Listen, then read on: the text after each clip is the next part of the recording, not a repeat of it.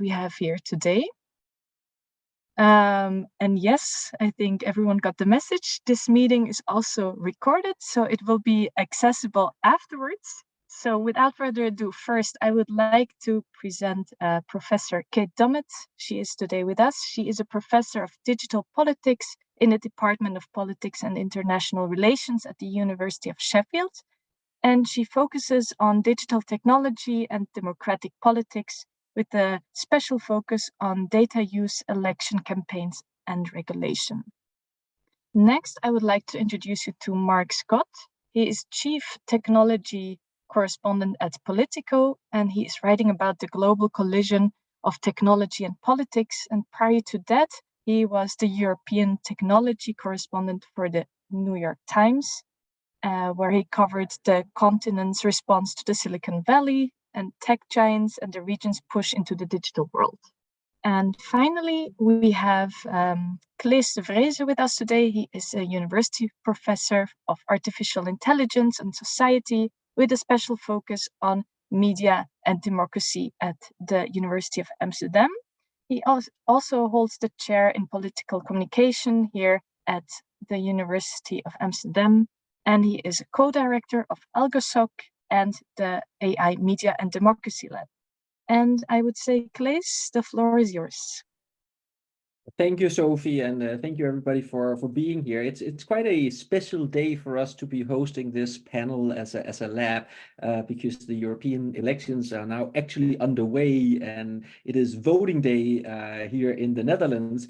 So it feels extremely sort of timely and spot on to do it on the day where the first votes are being cast. Of course, given the rules, we won't have an actual outcome by the end of the day, but only an exit poll to give us some indication of what has happened. But it is a perfect moment to sort of stop and take stock on this topic of whether or not and how generative AI techniques have been playing into this particular election campaign. And safe to say that going into 2024, there has really been a lot of attention to the role that these technologies could really play in elections. And in a way, you could sort of exhale a little bit and say, well, at least we made it to election day in the first country in the EU where the vote is taking place without what you could maybe dub as sort of a clear smoking AI gun, in the sense that there hasn't been a deep fake video that has entered the election campaign in the last 24 hours here in the Netherlands, and that would be, you know, completely overturning the expected direction of the election. So in one way, we made it at least until, you know, this day in June, with democracy is still holding on, and the European elections not being hijacked by this technology. So that is, I think, a bit of good news, because when we look at where we were in, or some of the public discourse also at the beginning of the year, you know, some of the predictions for what this technology could do to election campaigns was really, really alarmist. Now, that's not to say that this is not a super important technology to be mindful of, also in the European context. And what's also true is that there has hardly been an election, neither in Europe nor elsewhere in the world, in the past 6 months, where we have not seen incidents of this technology being deployed. So as a scene setter, I think it's important to, on the one hand, have the perspective of, okay, maybe we did not see this super hot smoking AI gun yet. You know, who knows what might still happen until Sunday, when the rest of almost the continent goes to the voting booth, and there might be an Ursula von der Leyen deepfake that pops up between now and Sunday evening. That's entirely possible. But it's also maybe important to realize that if this was really our expectation or our bar for analyzing and thinking analytically about the impact of generative AI technologies on election campaigns, then we would maybe also be looking too narrowly if we only look for that type of evidence, right? So to understand the impact of the technology, it's important to look at the entire both sort of chain of actors that is involved here, ranging from the big tech companies who are deploying these technologies, to the role that the social media platforms still have very centrally in here, but also to unpack maybe a bit what we mean when we talk about effect. So if the effect is really, do we see another outcome of an election running differently than what was maybe anticipated, that is the highest and most sort of the ultimate bar for impacting elections. And any political scientist in the room would say, yeah, we know from a lot of campaign literature that that is a really, really high bar to only look at these kind of things. But there are a lot of other really important and meaningful places to look at where these technologies can play a role. Has it been changing the type of interactions that we have seen with campaigns? Has it been used in campaign messaging from campaigns or from other actors that want to influence? Has there been a sort of giving oxygen to some of the political conflicts that are strong in some European countries, maybe around either climate change or around immigration? Now, these are all sort of a bit more downstream or upstream types of effects that are really also important to keep in mind when we look at the impact of this technology on the election. So not only to focus on the flipping of votes as the ultimate one, but feeding into that entire campaign trail and also trying to unpack and unpeel the different roles that we have as citizens and consumers in this space, but also where the political parties are, as well as the responsibilities that lie both with the social media platforms and with the AI technology companies. And each of those players or stakeholders have been out and making statements and some pledges about how they would go about this. And I think that's going to be one of the important ones to also evaluate post hoc. Were the sort of galvanizing words on the side of the AI companies from the outset of the campaign, did they carry through, or were their products deployed for political purposes despite their intentions for this not to happen? Have the social media platform been, good in detecting any kind of content and dealing with it in the way that they had pledged in advance? And have political parties in fact done what at least their party family groups pledged to do at the European level, namely to be very cautious or not at all employ these AI technologies? So I think that's the sort of the opening remarks on my side on where we are on this first election day of the European Parliament.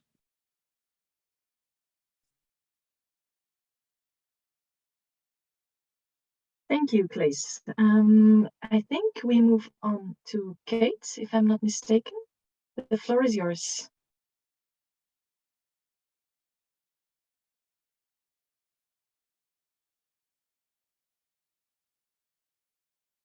I think you might still be muted, Kate.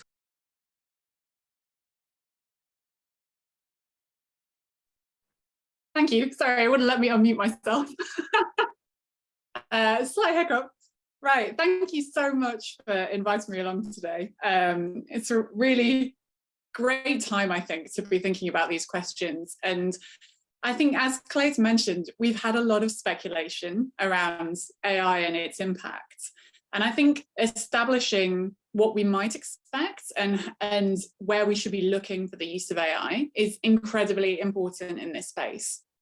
So I want to kind of talk a little bit about that.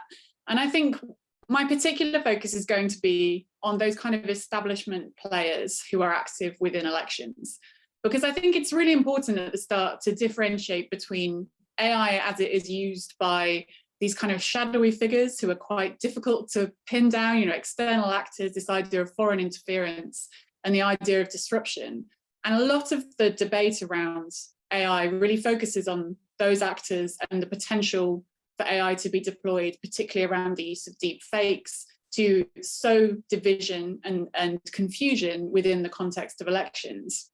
And that is an incredibly important focus, but it's also a really intangible focus to be able to pin down, because we don't know how extensive these actors are, where they're likely to pop up, and the types of practice they're likely to engage in. So it's a really difficult game trying to evaluate that threat and to predict it. But there is also this other side of AI use, which I think tends to get slightly less attention, and that is how these tools are being utilised by the more familiar actors within campaigns. And I think they're a particularly interesting site, because I think we do have some existing knowledge and expertise from existing scholarship that can really help us think about what might be happening in this space and why we might see different practices. And particularly for those of us who are looking to study this or to regulate problematic practices, I think by thinking about these particular actors, we can start to generate more useful expectations around what might happen and therefore what we might want to do about it. So I've particularly been kind of following over the last year or so how political parties, political candidates, and registered campaign groups who are long-standing actors within elections are thinking about and starting to deploy this technology. And I think it might be worth kind of starting by just saying a few things about the accountability systems that exist around these actors and the importance of recognizing those at the outset in starting to understand where we're seeing AI being used. Because these actors are already subject to a lot of incentive structures around the use of AI, but also very practical regulation, which affects how and why they're likely to use these particular tools. So we know from pre-existing research that these kind of organizations they are often quite risk averse in how they deploy new technologies because of that potential for backlash and reputational damage that can happen when they're deployed by these political parties and candidates in particular. There are also kind of some existing regulation. So within the UK, for example, under the PROPERA, the electoral law, that's the main piece of electoral legislation in the UK, there's already provision for the banning of false statements of fact in relation to candidates, which could potentially be deployed to take action against someone using a deep fake, for example. So there's kind of material constraints on the use of some of these more problematic AI practices. And then Florian Fu, who's an academic at LSE, has written quite interestingly around the way that data protection law might affect the way that political parties are able to use personal data to employ some of these AI practices. And I think it's worth acknowledging those incentive or disincentive structures when we start to think about how these tools might be used. So in doing that, I just wanted to reflect a little bit on where we therefore might see AI be deployed by political parties and candidates, and what we might want to think about in the likelihood of those possibilities. So we've obviously seen huge advances in AI, and there are many different places in which this could be used. But I think most likely in the context of these more formal institutions, it's likely to be those kind of internal processes. So we've already seen in the US, consultancy firms pop up that are using AI to be able to generate first drafts of fundraising emails, for example. And I think, that kind of practice where it is taking quite like mundane or routine tasks and using language models that are trained on pre-existing best practice to help improve and refine existing practice within campaigns, that's very likely a site that we are going to see AI being mobilized. I also think we've already seen some examples. There's a group in the UK called Campaign Lab who have been experimenting with AI tools. And they've been, for example, building a door knocking bot where they use a language model to essentially kind of build a fictional character on the doorstep that someone who is a party activist can interact with to practice door knocking conversations. These kind of internal training is very, back office side of elections, which we often don't observe, I think is a really fruitful ground for the use of AI. And it doesn't come into conflict with those kind of regulatory constraints I was talking about earlier. I think that is the most fruitful area where we're likely to see these tools adopted. I think around the kind of creation of content and the targeting of material using AI is a much riskier set of activities for these more formal institutional actors to engage with. So I think it's worth recognizing that. The kind of final thing I'll reflect on is where and who we might expect to take these tools up. And I think, we know from a vast body of literature that political parties and candidates are by no means in equal positions when it comes to any new technology. And that really affects where we're likely to see these tools taken up and how extensively by different political actors all across Europe. I think we know that those better resourced political organisations are much better able to hire people with the expertise to be able to adopt and adapt these tools to their specific purposes.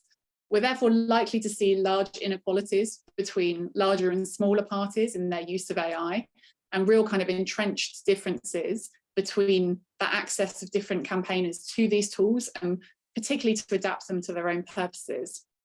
So I think we're going to have to think about the inequalities of these, of the advantages that these tools can offer parties, and particularly kind of focus our attention on those with resource. There is also kind of one other aspect of this that I think is worth noting, in that some of the case studies we've seen already where AI is being used are kind of slightly more fringe parties, or maybe those that have looser senses of the kind of the risk or the disincentives to using these things. And I think therefore we might want to kind of focus on some of those more fringe parties who are maybe taking slightly more provocative stances in political debate. You know, they may actually have something to gain from using AI as a provocation to more established political organisations. So I think they're going to be interesting sites to focus our attention. But my sense going forward is that rather than necessarily playing out in the public realm, actually it's that internal organisational behind the scenes dimension where AI is likely to play a role. All right, thank you, Kate, for your insights. So I think last but not least, Mark Scott, please take it away.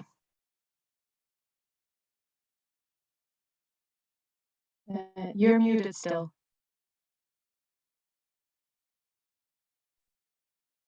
Great, thank you again. Like Kate, I couldn't unmute myself. I frankly wouldn't trust myself either. Hello, thank you for inviting me. I hate to vehemently agree with Kate and Claes, but it seems like we are very much similar positions in how to approach this. I'm going to take a little bit view on from the media perspective as the journalist on the panel, mostly because I don't want to by any means wave the mission accomplished flag now that the election has started, and all those to our European Union citizens on the call, again, to use a very bad joke, vote early and vote often, get out there and show your democratic right, because it's very important. I think we will see inevitably some, now the campaign has started, some deepfakes pop up. That has happened before. We saw it in Slovakia in October, where we will have an effort, but either by bad actors or people just, digital tricksters, whatever you want to call them, to try and throw in some of the deepfakery now that the campaign is going. I think what we're finding though is that in terms of the AI hype cycle, the European Union election has shown the limitations of the technical tools and capabilities of the political parties, as Kate and Claes outlined. This is not sort of next-gen Minority Report style deepfakery across all social media. That is not what's happened. We've seen a few snippets. Even I think yesterday there were a few deepfakes out of France popping up on Twitter. They were debunked within seconds, mostly because the technology wasn't very good. So I think from a media perspective, there's been an overshooting of what the technology can do, mostly because journalists like me, and I'm frankly beholden to this too, need to pitch things to our editors that is shiny and fancy and get clicks. And frankly, AI, and I would argue TikTok for this election, are the two tech themes that generate buzz, even though that the material effect on voter outcomes is minimal or marginal at best. I also want to focus on the technology. AI is not new. Just be very, again, I defer to Claes, the professor of AI on the call to explain that, but it's not new. Generative AI may sound sexy and fancy. ChatGPT appears from a layman's perspective to do very fancy things, but is inherently an agnostic tool. It is not a good tool. It doesn't do good things or bad things. It's how they are used by both campaigns, consultants, foreign governments, whoever it could be. That is where we should be focusing. So I think sometimes it's the idea of we're going to legitimately in some places blame companies for not putting sufficient safeguards on their technology. But in the end, it is an agnostic, apolitical tool that can be used for good and bad. It is very, and I think maybe where I would slightly differ with Kate's perspective is, I would also argue that AI, and particularly Gen AI, is a democratizing tool where it could allow people to take on incumbents with fewer resources, because they all of a sudden have access to very good content creation tools to create drafts of fundraising letters or images, etc. That is, I think, where we could actually see some benefit from the technology. But caveat, it can also be used for harmful things too. That there is a yin and yang to all of this. I also want to make it very clear that as much as Gen AI has taken on the zeitgeist since OpenAI released ChatGPT in November 2022, it is not the main driver of the political polarization, disinformation, and other, frankly, online nastiness that has now plagued society for, again, I'm here in the UK, so 2016, but onwards. But you could argue that this stuff was there, has always been there. Politics is a nasty business. It just happens that now we live in a world of Cambridge Analytica and micro-targeting. And but generative AI is just a tool to exacerbate existing offline societal division. I wish we all lived in a situation where everyone got on and there was not a rise of, populism and people's aversion to the political process, but that is what we're living in. To suggest that generative AI is exacerbating that is a little bit overstretched. I think that is something that's happening offline, not online, and generative AI and those tools are being used then as a tactic to exacerbate existing wedges in society. I just think sometimes it's easy to blame, sometimes legitimately, the tech companies for what they are not doing, but we also must be very conscious that the divisions were not created by OpenAI or Facebook, because they were there already. They're just being exacerbated by the tools that we have available. The final thing I would add, particularly now that with the elections are underway in the European Union, my concern a little bit is what happens next. We are seeing maybe more what happened, say, in Pakistan, where Imran Khan ran a whole election campaign from prison via generative AI. Similar in Indonesia, one of the I think now the president ran a campaign to rebrand himself as a cuddly Gen AI created cartoon using these tools. There are increasing sophisticated ways of doing this, primarily in global majority countries, that will eventually come into sort of the European Union and other Western democracies. We have 5 months to go in the US election, which still relatively early stages there in terms of tactics, but they are also getting ahead and using some of the back end solutions that Kate suggested, and that will only get bigger and more acute. So my concern now that we are underway, and it looks like, fingers crossed, generative AI has not led to this massive spread of hate speech and disinformation that maybe some had suggested, that we call it, game over, we're done. This is an iterative process. It's only going to get more sophisticated and complex. AI is one of many tools, but we also need to be conscious of that those tools will get more complex and sophisticated. And that involves companies taking action, regulators taking action, the academic community, many of which are amongst us, taking action and keeping a cautious, optimistic view on what's going to happen rather than saying mission accomplished. Thank you. Thank you so much, Mark and Kate and Claes. My apologies for silencing you after asking you to speak. That's not the way to go. Maybe we unmute all of our speakers now so they can jump in whenever they feel they have a contribution. So thank you. I take it as given from your contributions that there's no smoking gun here. We haven't found ChatGPT with bloody fingerprints and one of Putin's hairs on it, breaking our election right this evening.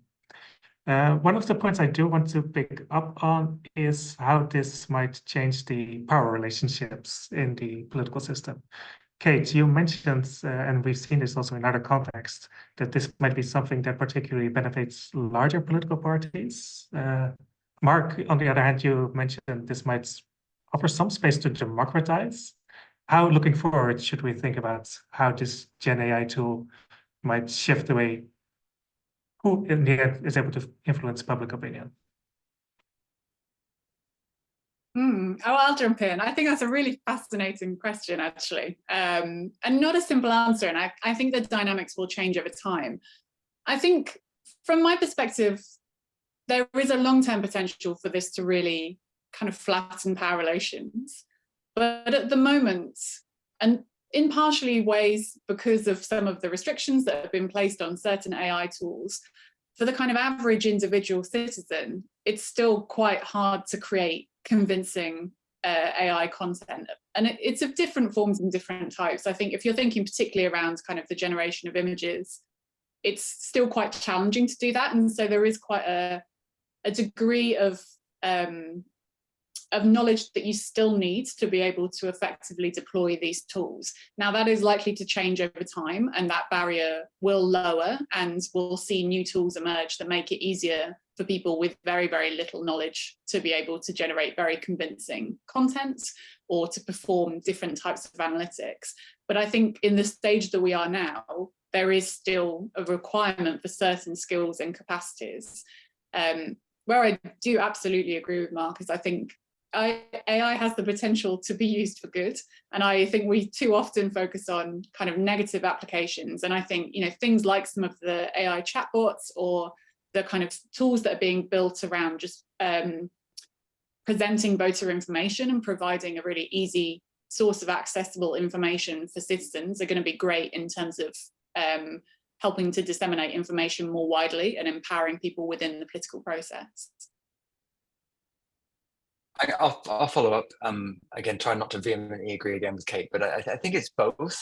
I think money talks. So some of the more sophisticated use cases of generative AI, particularly within this kind of niche, politically campaigny world, will inevitably go to those who have the biggest checkbook. I mean, that will, when it comes to segmentation of audiences, opposition research, creating bespoke generative AI tools to do, you know, things beyond chatbots, that I think is going to become a, you know, David and Goliath issue, because frankly, people have money, and that's what, I mean, if we look at the sort of previous iteration of social media, that's what happened then. And again, as much as AI is not social media, it's the proxy kind of works for me.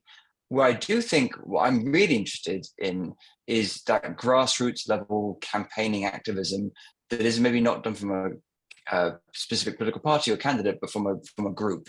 How do those people then access off the shelf, if not free, very cheap tools to promote positions that they believe in, either, you know, things that maybe we as a society agree with, or those who maybe have more nefarious use cases, per say Moscow trying to sort of peddle its propaganda to, you know, the Dutch or whoever else is.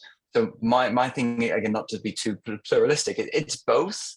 We are going to see a race to the top in terms of cash spent equals, you know, sophistication of a tool, but at the lower end, where frankly I think most of us will lie, I can now clone my voice, you know, within about 20 seconds, and it costs me about 20 euros. Is that a good thing? Well, maybe. I mean, if it allows me to create a chatbot that allows me to then talk, you know, to people, you know, and I give consent, fine, that's great. But it also then could also allow someone to clone my voice for nefarious reasons. So I think part of this is about, again, checks and balances and being realistic that this is agnostic. There are good and bad use cases.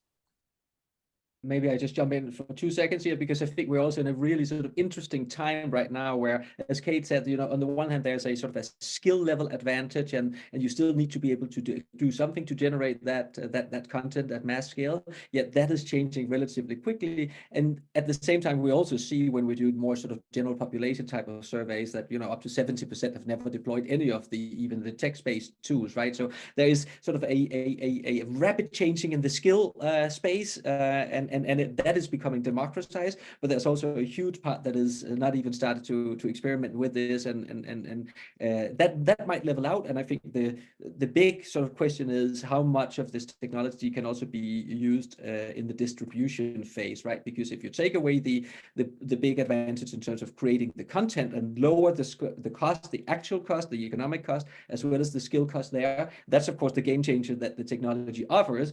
But the persuasion power for some of the non-mundane tasks, there you still need also a distribution system. Very interesting. I see that there might be a tension there between the safeguards that we've seen this discussion, which is that platforms and AI companies at the moment have clamped down on what you can do with these models, and the fact that it is becoming more democratized.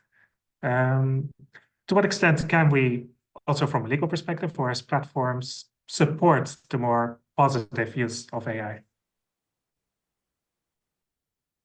Are there any actions that we can take? I mean, I think facilitation of civil society groups and those who might be able to facilitate, broad use of this. I mean, again, to Clace's point, most people have never used ChatGPT, right? And if they have, it's sort of, putting in silly queries again, because that's what we all did, because it was fun to do, right?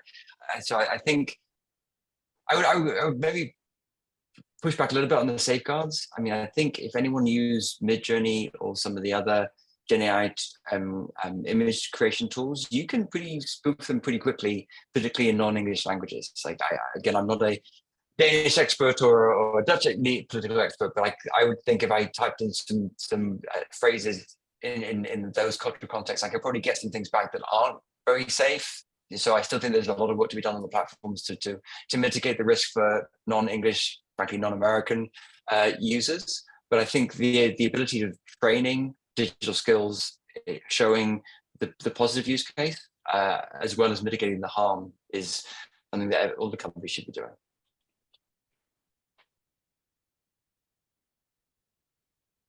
And I think on the side of the political parties, right? I mean, they will get a lot of our attention, and rightfully so, because they should really be sort of actors of best behavior when it comes to democracy and when it comes to practices of campaigning during elections.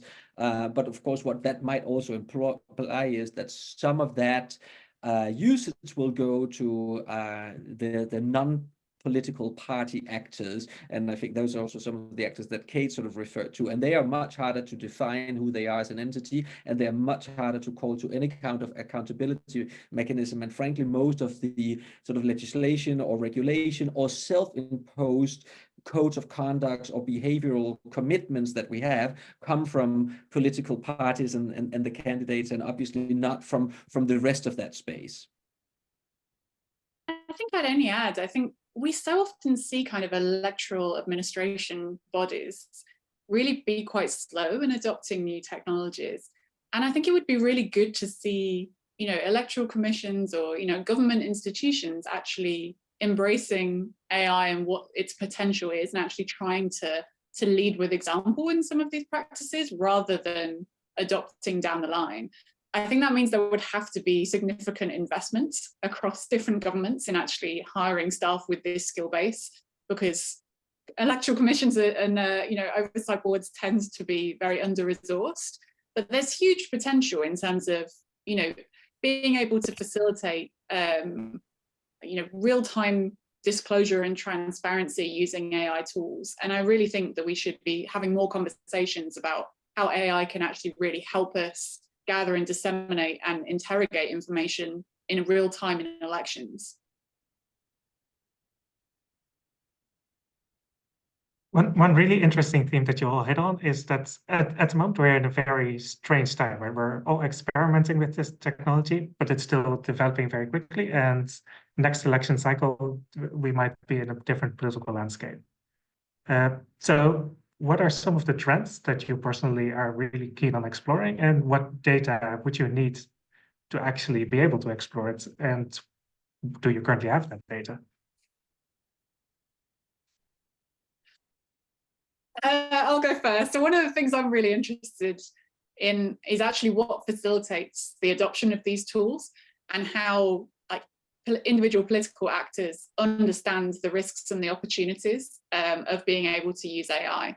So, my research is very much about official institutions and political parties and candidates, but, these do have potentially really interesting applications in terms of being able to help with kind of constituency work or to have more personalized engagement with citizens. So I think, being able to monitor how politicians and those who are elected at these elections view and adopt these tools themselves is going to be really interesting. In terms of whether I have the data to do that, well, it's going to depend on access and actually the degree to which politicians actually do embrace these technologies. Yeah, and I think maybe just adding more. So a lot of the interest that I have is also how do you, as an average citizen, as an average sort of potential voter, get exposed to any of these technologies in the campaign, right? And there are some really interesting applications of this, indeed, if the chatbot functions can allow you to, in a conversational manner, get a better understanding of some of the priorities of different political parties in this space, that it's a potentially very good thing, right? If some of the very deep and rich and complicated analysis that Mark is writing for Politico, if you can get the sort of 30-second version out of that auto-generated so that you just get the headline, which is sufficient to orient you in this space, that's a potential good sort of use of AI technologies. But what I worry about, and what I absolutely do not have data access to, and I think our community as a whole does not, that what we have also seen instances of is, for example, the sharing of audio files. And that is an area in which we are so unprepared also as researchers, because we have never really paid much attention to anything different than either text or visuals. And I think as humans, we're just not trained to doubt and question once we hear a familiar voice, whether that's a family friend or a politician that we've heard speak before. So our guards might be sort of a little bit down when it comes to voice manipulation. And if you add that then with the popularity of some of the more close groups of distribution, whether that's WhatsApp and Telegram, there is something that I don't think that we've even started to sort of get into, and where data access for very good reasons is a really, really huge thing, but where the spread and the deployment of these technologies can be something that really grows under the radar without neither a civil society or an academic community being particularly well equipped in picking up those signals. I suppose to that I would maybe add an old school AI theme, if that seems to make sense. We spend a lot of time now focusing on sort of ChatGPT and etc. But we all need to remember that social media algorithms and the recommender systems are also a form of AI. And if we're going to look at how content is served up, particularly around elections, I'm fascinated and ongoingly interested in how average people see that in front of them via the TikTok algorithm, the Instagram recommender system. You know, that people get caught up in the next great thing, but we still have no oversight or understanding of how those AI systems work. And again, waving the data access flag myself, we don't have any access to that. And if there's any people from the European Commission on this call, you know, give me a ring. I'm here to help you. We need better access to do that. And that's in transparency, that's accountability. And if we are going to really look at the impact of AI writ large, how those systems are used to serve up people potentially harmful and hateful content seems to be pretty existential for me. That's on a point that I think Claes also mentioned, which it might be the interaction between the automated production of content and then the automated distribution of content. As far as I can tell from our conversation, it's not something that has played a massive role in this election cycle. Is it something that you are worried about for the next election cycle? I mean, just checking on, since I may have brought it up earlier as a side note, so I think that there are really two things, right? So the one is the ability to produce content at scale, and maybe also tailor it to sort of smaller groups of specific interest or ongoing political rifts and conflicts in a place, and that's one thing really to look at. But right now it still seems you still have to reach those audiences, and that's where I think the current social media companies, which are in part, as Mark said, also large AI companies by now, and some of them are the key same players also investing in AI technologies more broadly. That's where they still have now this sort of gatekeeping function in a way, because you still need to get your content, even if cheaper, even if better, to these audiences. But if you think through how that technology might develop, and if you can also populate the distribution market or the sites with accounts that are not necessarily human in nature, and thereby also being part of flooding and cloaking a system of generated content, that might be a potential risk going forward, right? And that's one of those, I think, big unknowns, quite frankly, whether some of the early days predictions predictions from, let's say a year and a half ago, saying, oh, if that technology picks up, that means that maybe 90% of what we have on the internet would be automatically or auto-generated in a few years from now on out. And we still do not know how that will pay out. But if you crack the nut between the easy production of the content and either cloaking or flooding a distribution platform or automating through a sort of a new generation of bot creation also, the distribution of that, then of course there is a bit of a powerful cocktail there. Now we're getting to doomsday scenarios. I love it. This has been a very nuanced discussion. Yeah, the doomsday scenario, parking for a moment. When I read the media, I see still quite a bit of hype and the notion that this is effectively going to destroy democracy. How should we as academics, as media organizations, deal with this hype? Is it our responsibility to dispel it, say there are massive other problems that we should focus on, or is there still a problem here that we should address in some responsible way? As the representative of the media, I'll take that. I mean, let's be clear, on doomsday, we should all be focused on climate change, not AI. And there are degrees of issues here. I think there are some commercial practicalities about why there has been this sort of overhyping of AI, mostly because clicks generate eyeballs, generate advertising, and the majority of the media, including Politico, relies on advertising to pay the bills. Luckily, we, as an entity ourselves, we don't always do that, but it is a reality. I think there's also a lack of technical expertise, and again, I speak as a social scientist by trade here. I'm not a technician, therefore the idea of trying to understand how recommended systems works and explain that to an even more lay audience is very difficult, and therefore there is often an easy use of referring to them as killer robots or whatever the latest sort of like wonkery du jour, excuse me. That happens. I think there is those of us in the media are trying our best to unpick a very complex topic for an audience who is equally confused about what this means. Does that sometimes mean we overreg it? Yes. And should we do better? 100% yes. But I also think part of this is about the wizardry of the AI companies, which we kind of saw in the sort of the Arab Spring element of social media back in 2011 was it? That this is, hey, look at this fancy new shiny thing. There's an inevitability of focusing on the shiny snazziness of it versus the cold hard reality. And so from a media perspective, there is a balance between trying to sort of write and get eyeballs with headlines like killer robots, with the mundane reality, as we've discussed in this call, that it's not that sexy, but writing about back end AI use cases in elections, if no one's going to read that story. You know what I mean?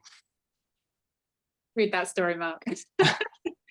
I think from the academic perspective, I think there's three things that we can do as a particular group of people commenting in this space. I think it's really easy to kind of get drawn into the kind of normative discussion of the problems of what's going on here. But I think where it's most effective is where we first actually help to conceptualize what is meant by this terminology. And I think, AI has been widely commented on, it actually pinning down what that means, what it looks like in practice, helping to categorize the different forms of AI and to build that understanding about what we mean when we use this term. It's incredibly important work for helping to clarify the debate. I think once we've then done that, we can do two things. So firstly, I think that we need to look to the past and look to what has happened with previous technologies in order to kind of generate expectations around what is likely to happen with AI. And I think that can help us essentially contextualize and situate AI within a longer story, because this isn't something that is transformationally novel. Sure, it's driving a lot of change, but it's not as if this hasn't happened before. We've had technological advances in the past, and I think seeing AI as part of a longer story is really important and something that we can bring to the table. And the second thing that we can do is also just look to existing theory. What do we know about human behavior and human interactions with technologies, and how can those theories help us generate expectations for how AI is likely to have an impact? And I think that by doing those things, it means that we can bring a more grounded perspective to debates around the likely impact of this technology and avoid getting caught up in speculation about possible implications that aren't so grounded in evidence. I would maybe add that I'm glad that I'm not sometimes the editor-in-chief or a news person trying to cover this, right? Because this is really, to me, striking one of those really, really difficult balances while you, on the one hand, want to really give attention to what this technology can do. And let's face it, it's not a small step that has happened in the past sort of year and a half, right? So there's also a big responsibility to put these things to the foreground and have a societal debate about it without maybe declaring the end of both society and democracy and the world at large immediately. But and that has definitely all happened. But that striking that balance is I think is a really, really challenging one, but a super important one on the side of the media doing this. And I think it's also safe to say, you know, that some of the coverage on the development and the launch of new model updates and these kind of things have maybe had too much traction. And for every single letter that came from the CEOs of these companies, you know, the media coverage was free advertising, and the next day the amount of new investments in this sector grew yet again. So that is a really, really, really difficult balance to strike. And one that I think it's good to for media, not that's one category to really reflect upon, and striking the balance again between sort of what is this technology about, how disruptive can it be, and then the 70% that might still, to whom, when you say the words AI, that is really, really opaque, and that's a hard space to navigate. Luckily, we as academics have a much easier task. No, we maybe don't, right? But in agreement with what Kate said. So unpacking what is actually meant by impact on democracy and what are some of the dimensions that we think about here, and if the final versions of the AI get language in there that says that, you know, AI systems intended to influence the outcome of an election, which is one of the latest sort of additions to the final version, that would fall into a higher risk category. Thinking through what that would mean, thinking through how that is getting operationalized, and also guiding a discussion about that maybe not be only about, again, flipping votes in the last 24 hours, but influencing the outcome of an election is actually rather a long process leading up to the ultimate act of voting at the end. And that's something that we can, need, and should do as academics. That is an excellent mic drop moment. We had some questions from the chat trying to push us a little bit on some of the points that we've raised. I'll just quickly read them now, just to avoid any technical audio issues. First from Kalima Basis Lestari. Some candidates use AI to create fictional characters or generate pictures that make them appear more cuddly and cute, influencing people's reactions to them. This strategy also helps reframe their past negative image, causing people to forget about their bad track records. What do you think about this practice in the democratic process? Is it a form of emotional manipulation or propaganda? I'll take that one. Again, I think this is in reference to Indonesia. I don't need to say this, but I'm not an Indonesian political expert, but I did follow that example in terms of one of the candidates sort of using ChatGPT, I think, or maybe Midjourney, to create a cartoon image of himself. I think he had been accused in the past of alleged war crimes, I think was the issue. I think that's okay. And the reason why I say that is not because I'm a fan of people trying to scrub their track records, is that there's a legitimate free speech use that I think, as long as you're being transparent and open about how that image was created, what you're using it for, I think that's, are you manipulating people? Well, yeah, but I mean, politics is about manipulation at some degree, right? I mean, not to be too cynical, it's about trying to change people's minds with the tools you have available. Where I think is required to maintain a democratic institution, you know, and integrity, excuse me, is being transparent about who created it, how it was created, and what the purpose of it is for, and if it's being amplified in any certain way. That, I think, it's critical. But the use of, again, AI to sort of frame a particular individual by a cartoon or whatever it is, I think that's, we've always done that. That AI is just a tool to fast track things that you could do by hiring a cartoonist to do it. So for me, again, I err on the side of free speech. I appreciate there are, you know, scrubbing of histories that definitely should not happen. But I would hope the population of a democracy would be attuned enough to make those decisions for him or herself, rather than having to say no to such practices.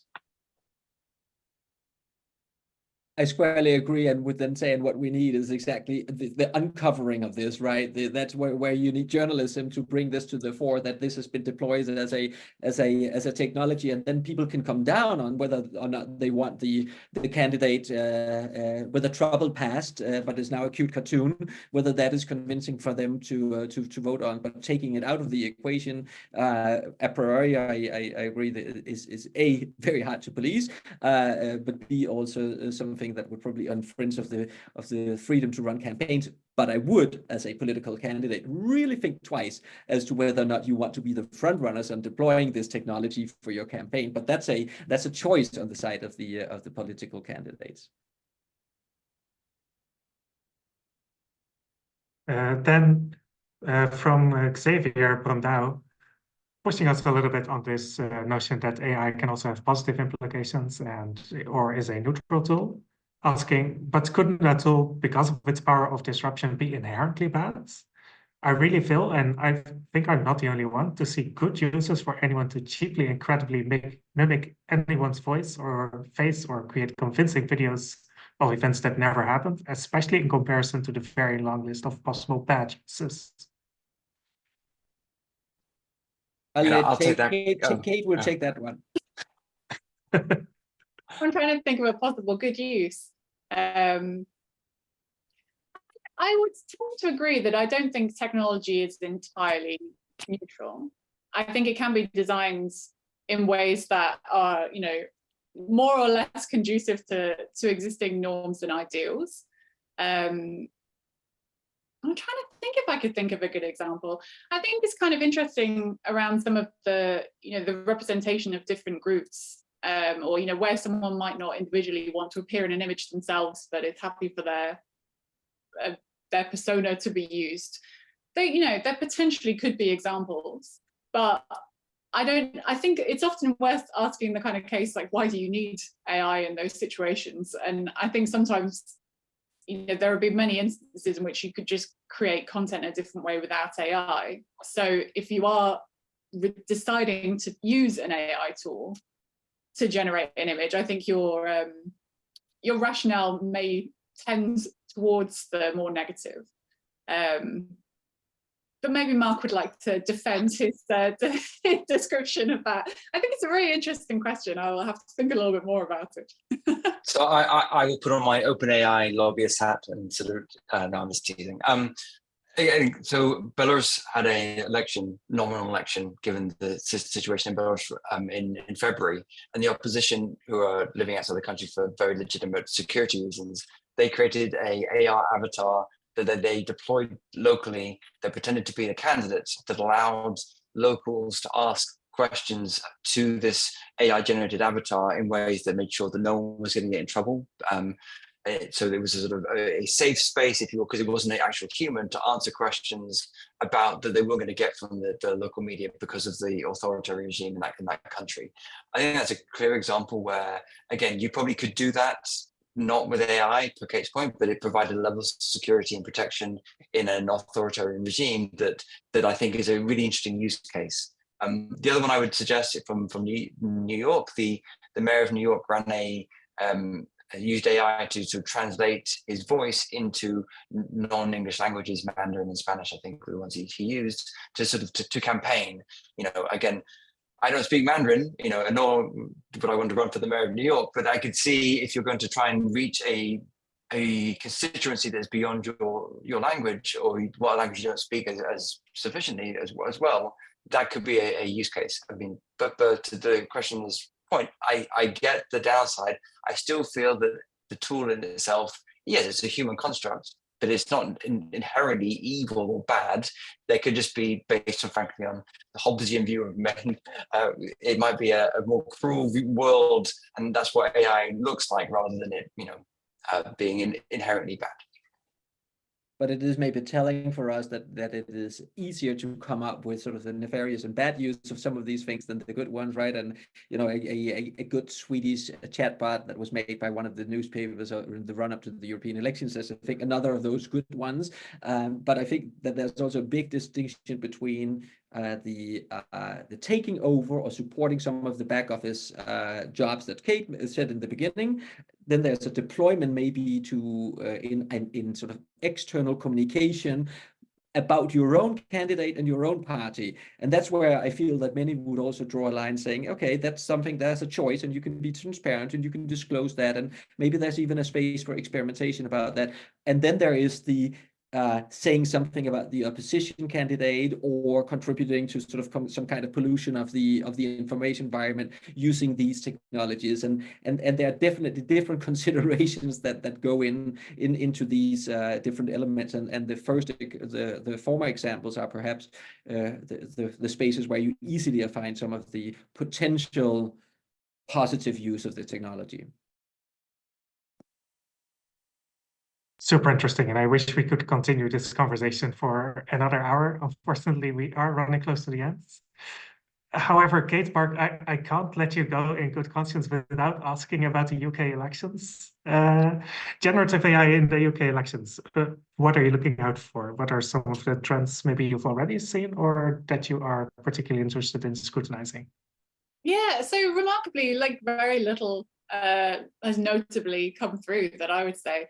I think potentially quite a few campaigners have been caught unawares at this election being called so rapidly.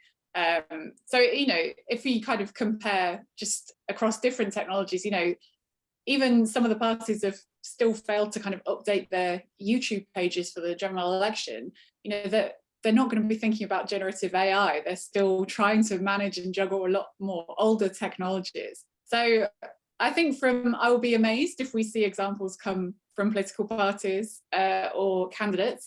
Then there was a recent by-election. We did have an AI candidate was self-branded. So we may see the odd independent who tries to sell themselves using that angle. But I think it's that unknown threat. We may see a piece of content that's generated or, a kind of high profile deepfake audios, but it's so difficult to predict whether they will pop up. I think the fact that this is a sort of constituency-based election makes it very difficult to skew things, because you can't specifically have a deepfake about even one of the leaders and severely change the outcome of the election. You have to go through all 700 or so constituencies and target them, which is very difficult. So there's like the infrastructure and how this works is difficult. Will we see some probably deepfake audio in the final few days? Yes. I mean, we've already seen that with the opposition leader Keir Starmer. We'll probably see it again. The one thing I would it's really interesting how you define AI, right? Because when Rishi Sunak, the current Prime Minister, called the election, he was out in front of number 10, getting frankly drenched in rain because he didn't have an umbrella, and being Britain, it rains all the time. When that photo of him was then put onto the Conservatives' Facebook page, he looked pretty dry. And I'm not an expert, but that looked like it had been photoshopped, using frankly AI tools to make him look drier than not. So sometimes we get caught up in the deep fakery when the AI tools that are day-to-day, everyday uses for campaigns, they're already there. We just need to maybe pay attention to them. I think that is a beautiful note to end on. Thank you, Mart, Kate, Claes, for this wonderful event. Thank you. Thanks for organizing.